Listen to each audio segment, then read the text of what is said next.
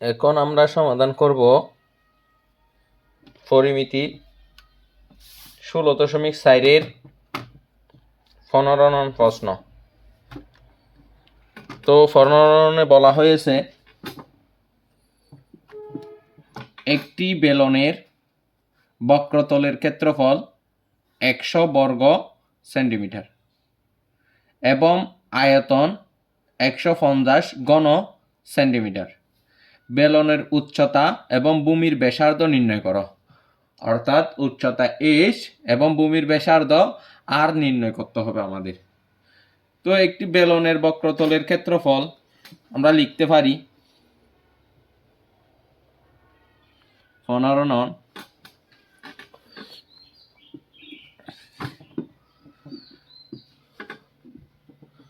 তো 15 ননে আমরা আগে এখানে কি মানগুলো বের করতে বলছে, বেলনের উচ্চতা, ভূমির ব্যাসার্ধ।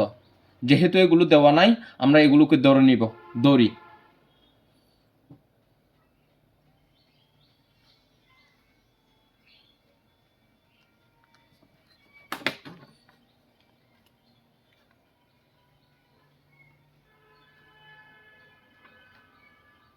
বেলনের উচ্চতা,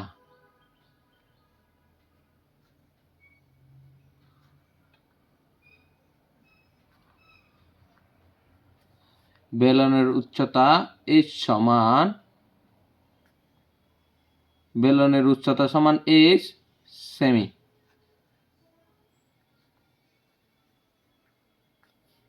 এবং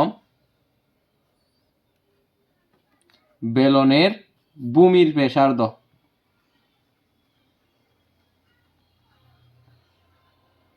ভূমির ব্যাসার্ধ সমান r সেমি। এটি আমরা ধরে নিলাম। এখন এই দুটি মান যদি আমরা ধরে নিই, তো আমাদেরকে এখানে বলা হয়েছে একটি বেলনের বক্রতলের ক্ষেত্রফল 100 বর্গ সেন্টিমিটার। তো বেলনের বক্রতলের ক্ষেত্রফলের সূত্র কি? আমরা জানি বেলনের বক্রতলের ক্ষেত্রফলের সূত্র, সেটি আমরা জানি। তো বেলনের বক্রতলের ক্ষেত্রফলের সূত্র হচ্ছে 2πrh, বক্রপৃষ্ঠের আর কি, এই তো এটি বেলনের বক্রপৃষ্ঠের ক্ষেত্রফল 2πrh। বেলনের বক্রপৃষ্ঠের ক্ষেত্রফল হচ্ছে 2πrh। অর্থাৎ বেলনের মাঝের অংশ যখন আমরা বেলনটিকে কেটে দিব, সমান যে আয়তক্ষেত্র তৈরি হবে সে আয়তক্ষেত্রের ক্ষেত্রফল। তো আমরা লিখতে পারি বেলনের বক্রপৃষ্ঠের ক্ষেত্রফল অর্থাৎ বক্রতলের ক্ষেত্রফল। এখন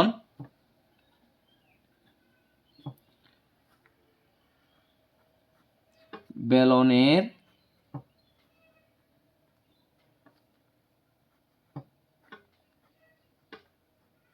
বক্রতলের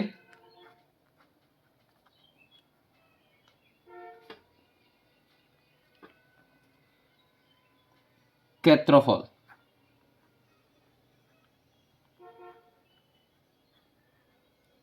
বক্রতলের ক্ষেত্রফলের সূত্রটা আমরা জানি 2πrh। আরেকটি বলেছে এবং আয়তন, তাহলে বেলনের আয়তন এবং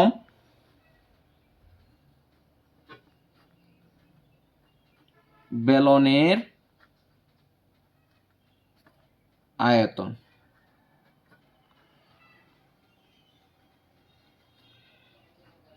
বেলনের আয়তনের সূত্রটা আমরা জানি যে এই তো এখানে আছে, বেলনের আয়তন সমান ফাই আর স্কোয়ার এইচ। বেলনের আয়তন সমান ফাই আর স্কোয়ার এইচ। তো আমরা বেলনের আয়তন সূত্রটি বসাই দিব, ফাই আর স্কোয়ার এইচ। তো বেলনের বক্রতলের ক্ষেত্রফলে দিলাম, বেলনের আয়তনও দিলাম। এখন আমাদের প্রশ্নের মধ্যে কি বলেছে, বেলনের বক্রতলের ক্ষেত্রফল হচ্ছে আপনার ওই 100। তো আমরা লিখতে পারি শর্ত মতে বা প্রশ্ন মতে বেলনের বক্রতলের ক্ষেত্রফল হচ্ছে 2 আর এইচ ইকুয়াল টু, তো বেলনের বক্রতলের ক্ষেত্রফল যেহেতু 100 বলেছে, তাহলে আমরা 100 বসাই দিব। 100 দিলাম। এটাকে আমরা 1 নং সমীকরণ হিসেবে লিখতে পারি। এটা হচ্ছে 1 নং। এবং আরেকটা হচ্ছে বেলনের আয়তন 150। তো বেলনের আয়তনের সূত্রটা আমরা বসাই দিব, pi R square H equal to, বেলনের আয়তন বলেছে 150, 150 দিলাম। এটিকে আমরা 2 নং সমীকরণ দিতে পারি। এই দুইটি সমীকরণের মধ্যে যার মানটি বড়, যেহেতু বড় ছোট আছে, আমাদের এখানে আর এবং এস এর মান বের করতে হচ্ছে। আমরা যদি ভাগ করে দিই তাহলে একটা থেকে আরেকটা কেটে দিতে পারি, যেহেতু এখানে দুইটা আর, একটি আর এর মান অবশ্যই বসাইতে পারি আমরা। তো আমরা বড়টা থেকে ছোটটা ভাগ করে দিব। তো আমরা লিখতে পারি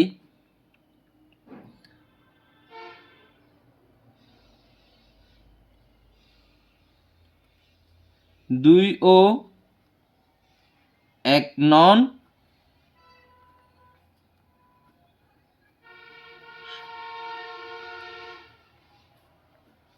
সমীকরণকে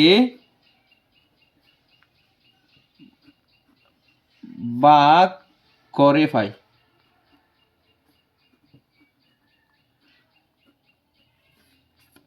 2 ও 1 নং সমীকরণকে ভাগ করে পাই। তা এখন 2কে আমরা 1 দ্বারা ভাগ করে দিব। 2টা আগে লিখলাম,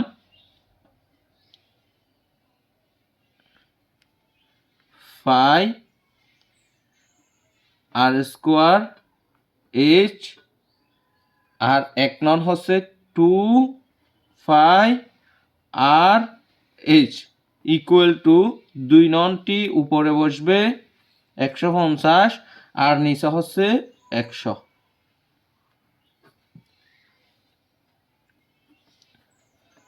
তো আমরা লিখতে পারি যে এইচ এস কাটা দিতে পারি, আর দুইটা থেকে একটা চলে গেলে আরেকটা থাকবে, ফাইও কেটে দিতে পারি। অর্থাৎ নিচে থাকবে শুধু 2, আরও কাটা উপরে থাকবে, আর দুইটা থেকে নিচের একটা চলে গেল, উপরে একটা, আর নিচে হচ্ছে, তাইলে R divided by 2 equal to 150 divided by 100। এখন আমরা এটিকে আরও গুণন করতে পারি, বা 100 দ্বারা আর কে গুণ করলে 100 আর 100 আর ইকুয়াল টু 2 দিয়ে 150কে গুণ করলে 300। তো আমরা ফাঁসে লিখতে পারি যে, এই ফাঁসে লিখতে পারি, বা আমি যদি আরটাকে এখানে রেখে দিই, ইকুয়াল টু, এই 300 যাবে উপরে আর নিচে আসবে 100। তো আমি 100 দ্বারা যদি 3কে ভাগ করে দিই, আর এর মান পাই যে 0, এই দুইটা আর এই দুইটা কেটে দিলে 1 এর নিচের 1 এর কোনো মান নাই, উপরের 3টা বসাই দিতে পারি, আর ইকুয়াল টু 3। অর্থাৎ ব্যাসার্ধ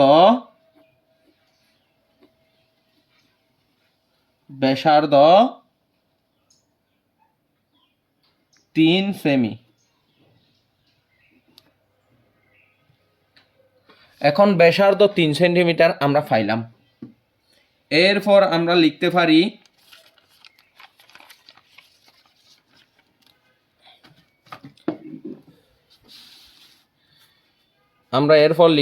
ব্যাসার্ধ যেহেতু পেয়েছি, তাহলে আর এর মান আমি 1 নং বসাই দিব। আর এর মান 1 নং বসিয়ে পাই, লিখতে পারি আর এর মান,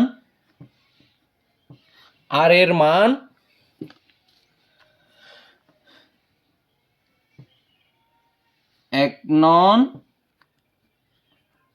এ বসিয়ে পাই।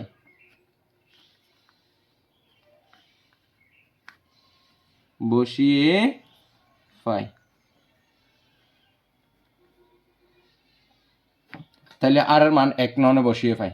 1 নং সমীকরণটি কি ছিল? 1 নং সমীকরণটি ছিল এটি 1 নং সমীকরণ। তো 1 নং সমীকরণ 2 পাই আর এইচ। তো আমরা লিখতে পারি 2 পাই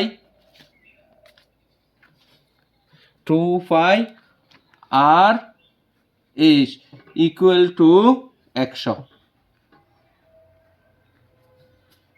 তো দিলাম যে এখানে আমরা সবগুলোর মান জানি, এইচের মানটা জানি না। তো আমরা 2 জায়গায় 2 বসালাম, 5 এর মান 3.1416 গুণ আর এর মান পেয়েছি আমরা, আর এর মান পেয়েছি হচ্ছে 3। তাহলে 3 দিলাম ইন্টু এইচের মান জানি না, এটা বসাই দিলাম 100।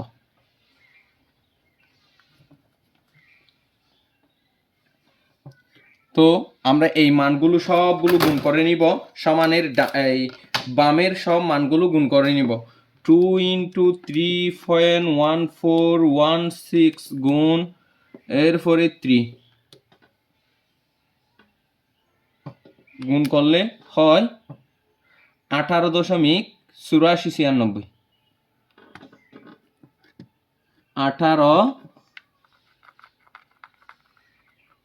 18.96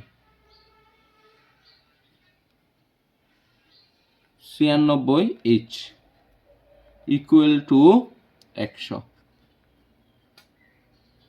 তো এখন এখান থেকে আমরা এইচের মানটা বের করতে পারি। 100 উপরে যাবে আর নিচে 18.8496 হয়। তো আমরা এখন সুতরাং h equal to 100 divided by 18.8496, তাহলে হয় মান বেশি আসে 5.305, তিনটা নিলাম সেন্টিমিটার প্রায় দিতে হবে, প্রায়। তো আমরা লিখতে পারি আনসার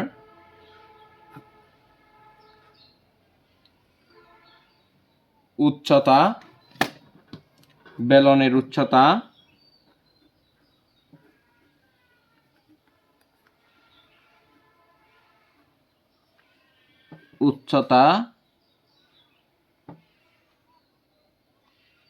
বেলনের উচ্চতা হচ্ছে আপনার 5.305 সেমি, প্রায় ভূমির ব্যাসার্ধ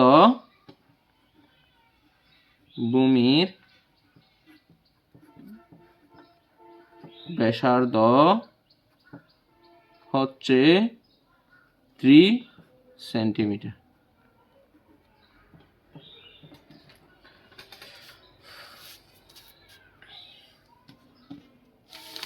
আমাদের সম্পূর্ণ অঙ্কটি প্রথম অংশটি হচ্ছে এটি।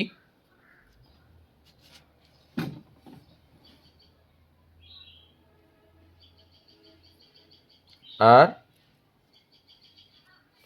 দ্বিতীয় অংশ হচ্ছে এটি। এখন আমরা সমাধান করব 16 নং প্রশ্ন। 16 নং বলা হয়েছে একটি সমবৃত্তভূমিক সিলিন্ডারের ক্ষেত্রফল 4400 বর্গ সেন্টিমিটার, এর উচ্চতা 30 সেন্টিমিটার হলে সমগ্র তলের ক্ষেত্রফল নির্ণয় করো। তাহলে সমগ্র তলের ক্ষেত্রফল, আমরা এখানে উচ্চতা দেওয়া আছে, সমগ্র তলের ক্ষেত্রফলের মধ্যে একটি আর এর মান দেওয়া থাকে তো আমরা এই আর এর মানটা বের করার জন্য আমরা আর এর মান একটি ধরে নিব। আমাদের এই সূত্রটি বের করতে বলছে, বেলনের সমগ্র তলের ক্ষেত্রফল অর্থাৎ 2 pi R H R plus আর ইন্টু আর প্লাস এইচ, এটির মানটি বের করতে বলছে। এখানে যেহেতু একটি আর দেওয়া আছে, এই আর এর মানটা আমাদের আগে বের করে নিতে হবে। তো আমরা লিখতে পারি, এখানে যেহেতু এর উচ্চতা দেওয়া আছে 16 নং,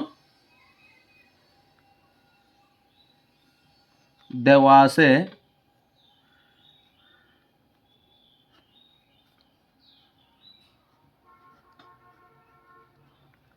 আছে সিলিন্ডারের উচ্চতা।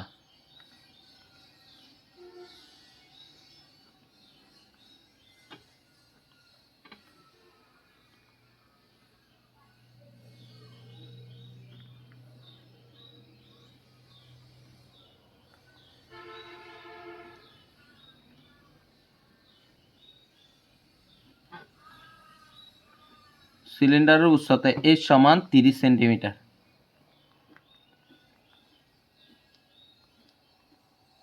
30 সেন্টিমিটার। দড়ি সিলিন্ডারের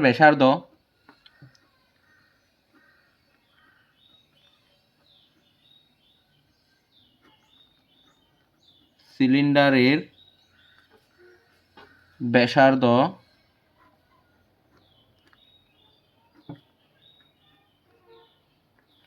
সমান আর সেমি।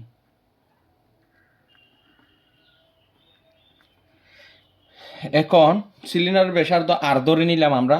এখন একটি সমবৃত্তভূমিক সিলিন্ডারের ক্ষেত্রফল হচ্ছে আপনার 4,400 বর্গ সেন্টিমিটার, অর্থাৎ এই বক্রপৃষ্ঠের ক্ষেত্রফল। এটা বক্রপৃষ্ঠের ক্ষেত্রফল হচ্ছে 4,400 বর্গ সেন্টিমিটার। তো আমরা লিখতে পারি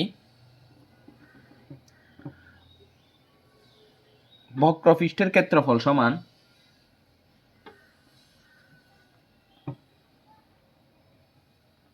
এবং দিতে পারি এখানে, এবং বক্রপৃষ্ঠের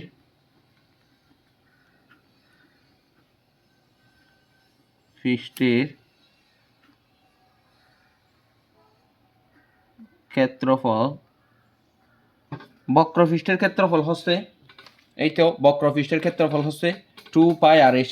বক্রপৃষ্ঠের ক্ষেত্রফল হচ্ছে 2 পাই আর এইচ। তো আমরা এটা দিলাম 2 পাই আর এইচ। এখন এই বক্রপৃষ্ঠের ক্ষেত্রফলে সিলিন্ডারের ক্ষেত্রফল আর কি সমবৃত্তভূমিক বলতে এটিকে বোঝাই। তো এটি সমবৃত্তভূমিক সিলিন্ডারের ক্ষেত্রফল হচ্ছে 4,400 বর্গ সেন্টিমিটার। তো আমরা লিখতে পারি শর্ত মতে বা প্রশ্ন মতে যে কোনো একটা দিতে পারি আমরা। তো দিলাম শর্ত মতে 2 pi R H equal to 2 pi R H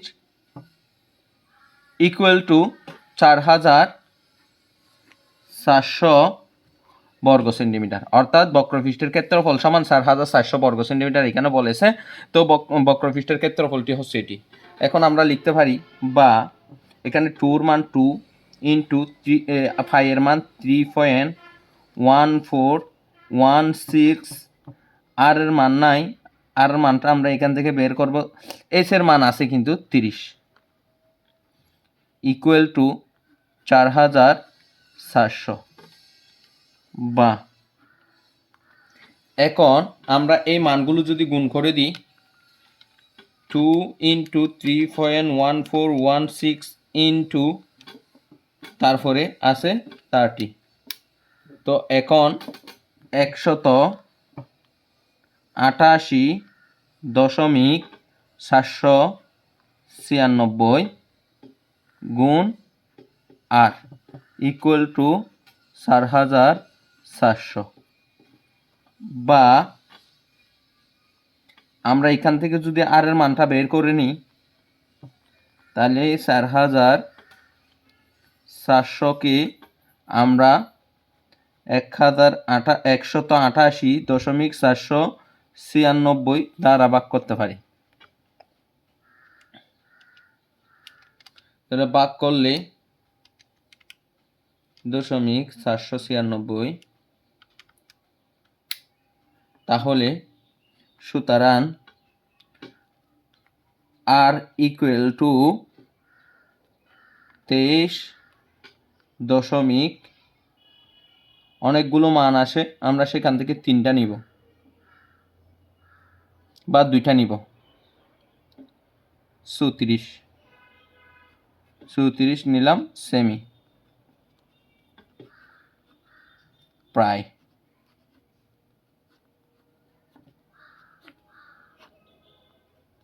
তাহলে আর এর মান পাইলাম 23.34। এখানে আরো অনেকগুলো মান আছে, তার কারণে আমরা সেন্টিমিটার প্রায় দিলাম। এখন যেহেতু আমাদেরকে বলেছে সমগ্র তলের ক্ষেত্রফল নির্ণয় করতে, তো আমরা লিখতে পারি এখন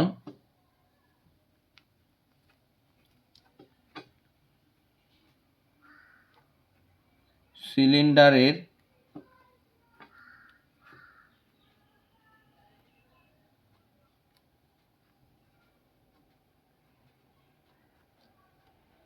সমগ্র তলের ক্ষেত্রফল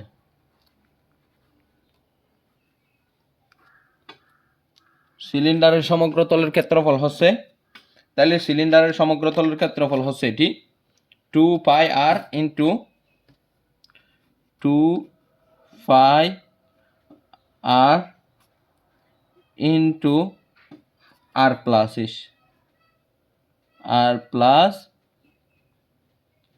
এইচ, এটি আমরা পাইলাম। তো আমরা সমানটা যদি একটু দূরে করে দিই, 2 মান 2, 5 এর মান 3.1416 ইন্টু আর এর মান হচ্ছে 23.34, আবার আর এর মান 23.34 প্লাস এইচ এর মান হচ্ছে 30।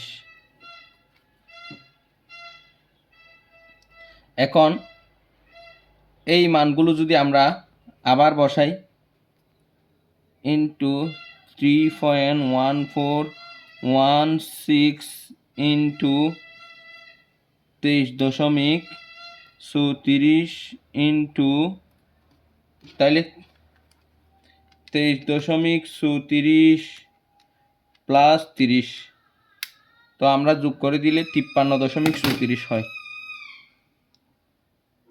53.34 হয়। এখন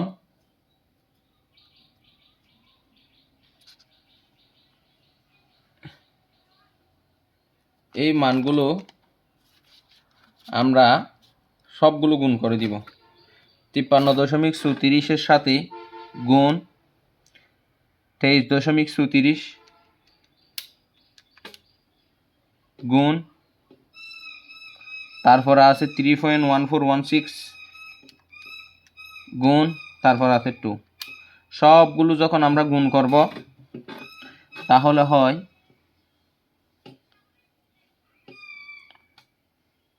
7822। 7822 দশমিক 305 বর্গ সেমি।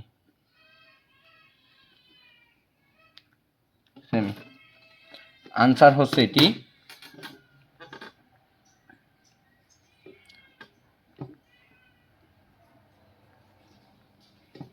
আনসার 822.3305 বর্গ সেমি। এটি হচ্ছে আমাদের এই অঙ্কের সমাধান।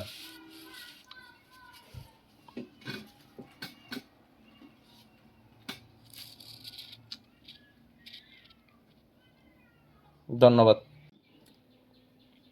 এখন আমরা সমাধান করব 17 নং প্রশ্ন। 17 নং বলা হয়েছে একটি লোহার পাইপের ভিতরের ও বাইরের ব্যাস যথাক্রমে 12 সেন্টিমিটার এবং 14 সেন্টিমিটার ও পাইপের উচ্চতা 5 মিটার। 1 ঘন সেন্টিমিটার লোহার ওজন 7.2 গ্রাম হলে পাইপে লোহার ওজন নির্ণয় করো। তাইলে একটি পাইপের মধ্যে ভিতরের একটা আয়তন থাকবে, বাইরের একটা আয়তন থাকবে, তাহলে ভিতরের এবং বাইরের আয়তন থেকে ভিতরের আয়তনটা বাদ দিলে আমরা যে লোহার মধ্যে যে পাইপটা আছে সেই পাইপের মানটা পেয়ে যাব। তো এখন আমরা লিখতে পারি দেওয়া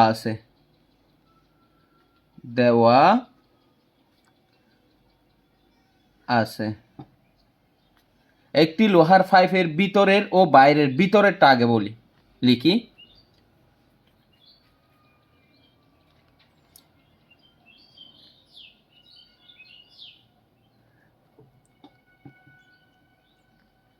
পাইপের ভিতরের ব্যাস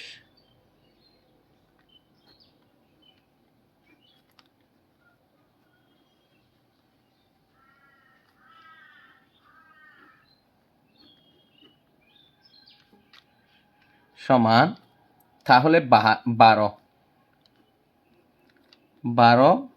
সেমি। সুতরাং পাইপের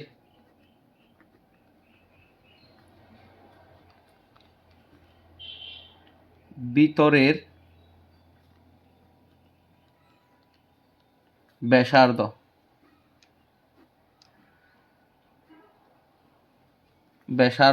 আর সমান, আমরা জানি ব্যাসকে 2 দ্বারা ভাগ করলে ব্যাসার্ধ পাওয়া যায়। তাইলে 12 এখানে হবে 2, এখানে হবে সেন্টিমিটার।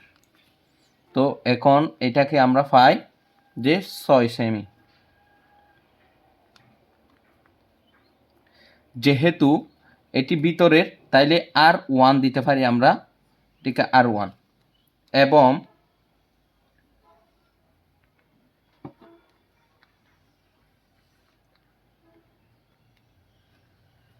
বাইরের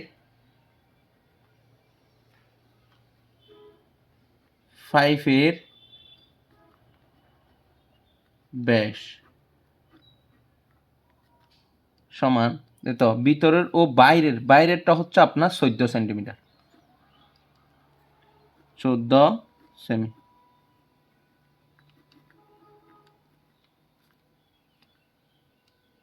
সুতরাং বাইরের পাইপের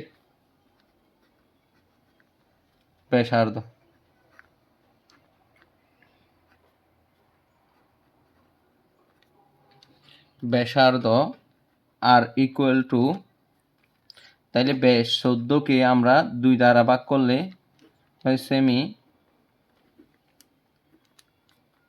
সমান, এটা R2 দিব,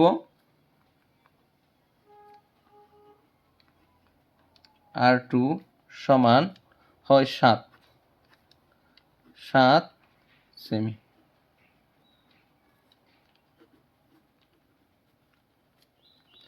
আরেকটি আছে পাইপের উচ্চতা, পাইপের উচ্চতা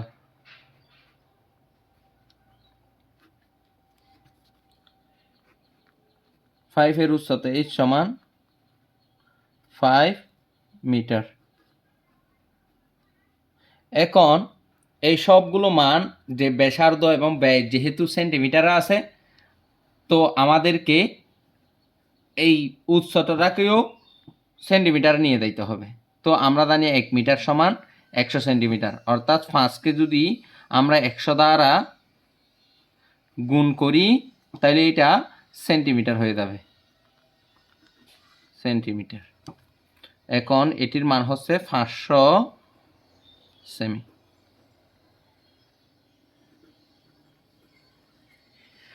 এখন আমরা আয়তনটি নির্ণয় করব যে লোহার ওজন এত গ্রাম হলে 5 এত ঘন সেন্টিমিটার। এখন আয়তনগুলো আমরা বের করব। এখন আগে ভিতরের আয়তনটা বের করব, লোহার ভিতরের আয়তন বা 5 এর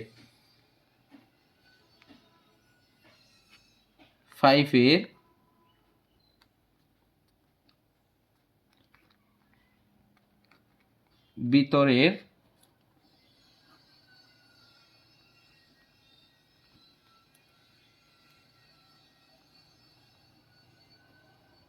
আয়তন, তাহলে আয়তনটা আমরা জানি ফাই আর স্কোয়ার এইচ, ফাই আর স্কোয়ার এইচ, ফাই আর স্কোয়ার এইচ।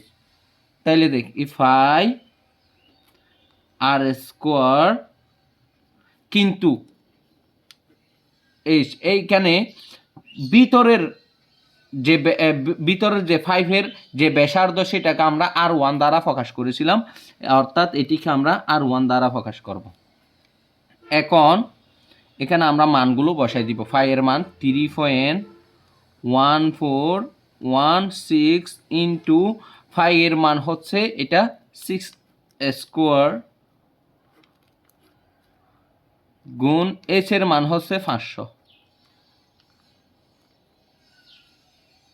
তো এখন এই মানগুলো যদি আমরা গুণ করে দিই, 6-এর উপর স্কোয়ার মানে 36, 3.1416 গুণ 36 গুণ 500, তাহলে হয়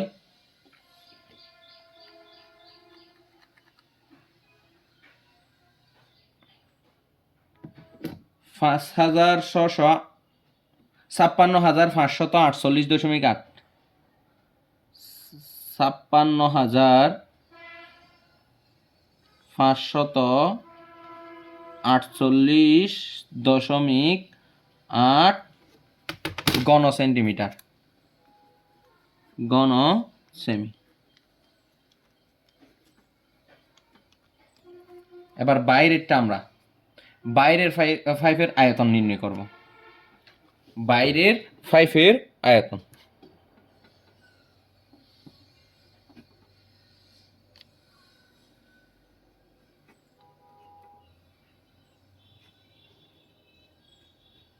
বাইরের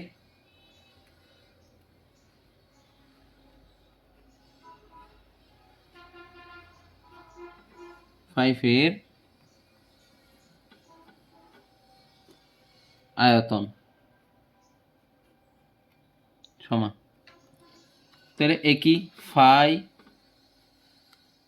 আর স্কোয়ার এইচ, কিন্তু আমরা বাইরের 5-এর যে ব্যাসার্ধ বের করছিলাম তখন R2 দিছিলাম, এটা R2।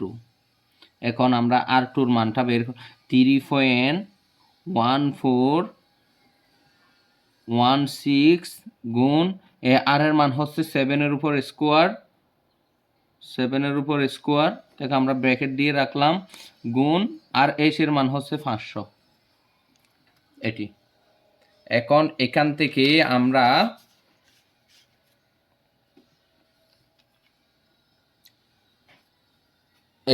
আমরা আয়তনটি গুণ করে নিব, সমান, সমানটা একটু দূরে করে দিলাম। তো এই মানগুলো যদি আমি গুণ করি 3.1416 গুণ 7-এর উপর স্কোয়ার মানে 7 7 49 গুণ 500, তাহলে হয় 76,969.2, 76,969.2 ঘন সেমি।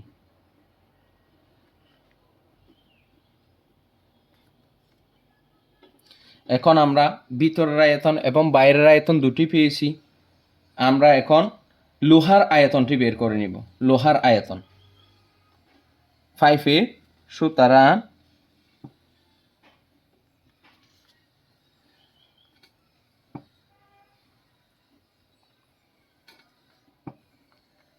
5 এ লোহার আয়তন, লোহার পরিমাণ বা আয়তন,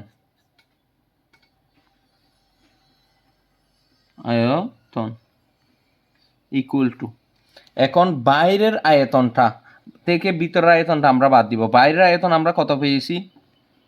৭৬,৯৬৯.২ মাইনাস, তারপর ভিতরেরটা পাইছি ৫৬,৫48.৮।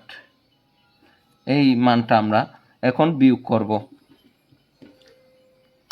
এটি থেকে ভিতরেরটা থেকে ৫৬,৫48.৮ বাদ দিলাম, তাহলে হয় আপনার ২০,৪20.৪, ৪20.৪ ঘন সেমি।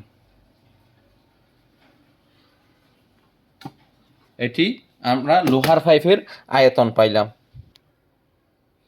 এখন যেহেতু আমাদেরকে বলা হয়েছে যে আমরা লোহার আয়তনটি ২০,৪20.৪ ঘন সেন্টিমিটার পেয়েছি, এখন এখানে বলা হয়েছে ১ ঘন সেন্টিমিটার লোহার ওজন ৭২ গ্রাম হলে পাইপের লোহার ওজন নির্ণয় করো।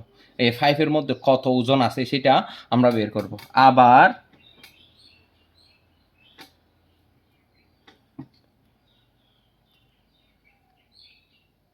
এক ঘন সেন্টিমিটার লোহার ওজন,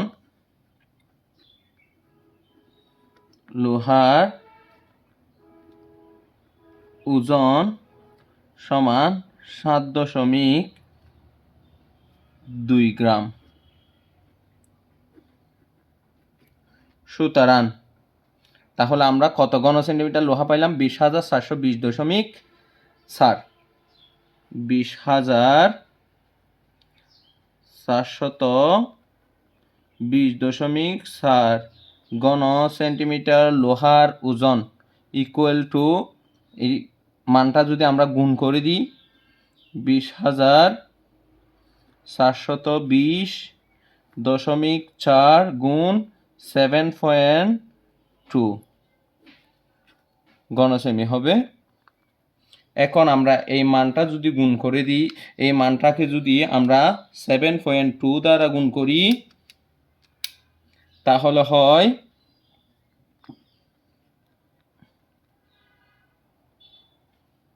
১,৪৭,০২৬.৮৮ গ্রাম।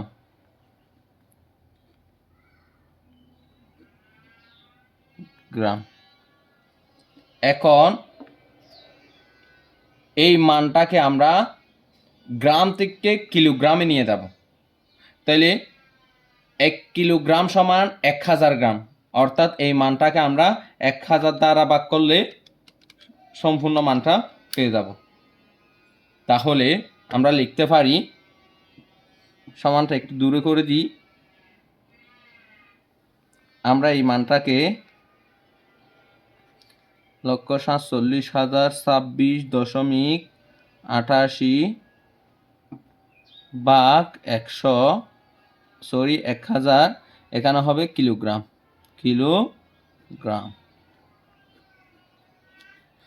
তো এখন আমরা এখানে দিতে পারি ১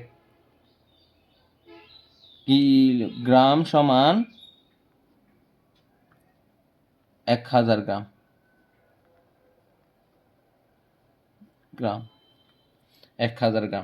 এখন এটাকে যখন আমরা ভাগ করব, তখন ১,৪৭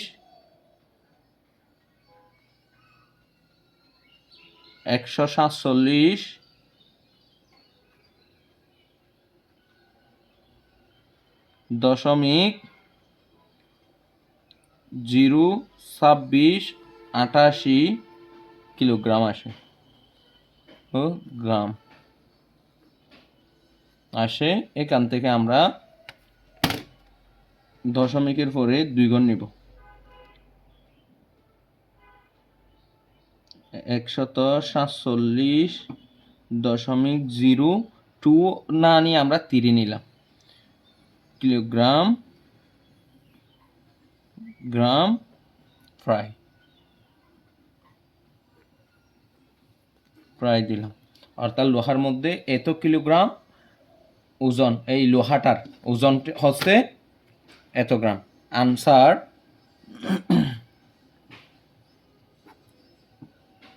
লোহার ওজন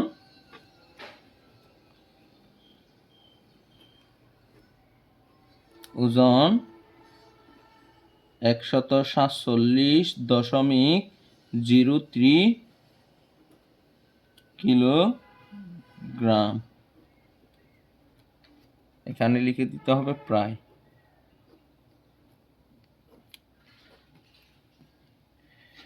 এটি হচ্ছে আমাদের সম্পূর্ণ অঙ্কের সমাধান। প্রথম অংশটি হচ্ছে এটি,